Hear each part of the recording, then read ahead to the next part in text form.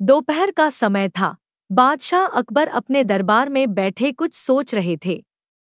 अचानक उन्हें बीरबल की 3 दिन पहले कही हुई एक बात याद आई। बादशाह अकबर को याद आया कि एक बार बीरबल ने उन्हें एक कहावत सुनाई थी, जो कुछ इस तरह से थी, खाने के बाद लेटना और मारने के बाद भागना एक सयाने मनुष्य की निशानी होती है। महल में बैठे बादशाह अकबर सोचने लगे, अभी दोपहर का समय है। यकीनन बीरबल खाने के बाद सोने की तैयारी में होगा। चलो आज उसकी बात को गलत साबित किया जाए।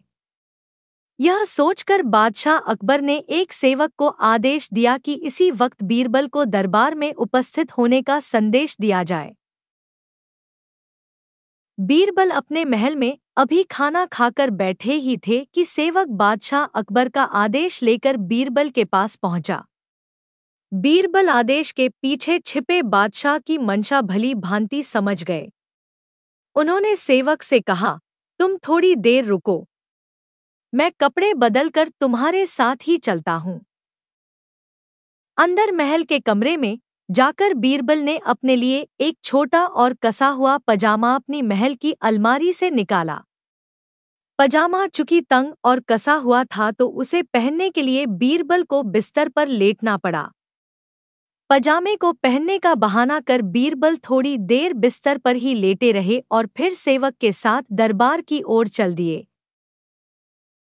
दरबार में बादशाह अकबर बीरबल का इंतजार कर रहे थे। बीरबल के वहां पहुंचते ही बादशाह अकबर ने पूछा, क्यों बीरबल, आज खाने के बाद लेटे थे या नहीं? बीरबल ने जवाब दिया, जी बादशाह, जरूर लेटा था। यह सुनकर बादशाह अकबर को बहुत गुस्सा आया। उन्होंने बीरबल से पूछा, इसका मतलब यह है कि तुमने मेरे आदेश का सम्मान नहीं किया। तुम उसी समय मेरे सामने क्यों उपस्थित नहीं हुए? इसके लिए मैं तुम्हें सजा देता हूं।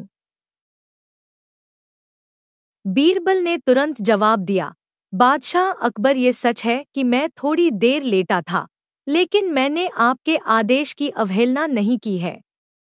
आपको मुझ पर यकीन न हो तो आप सेवक से इस बारे में पूछ सकते हैं। हाँ, ये अलग बात है कि मुझे इस तंग पजामे को पहनने के लिए बिस्तर पर लेटना पड़ा था।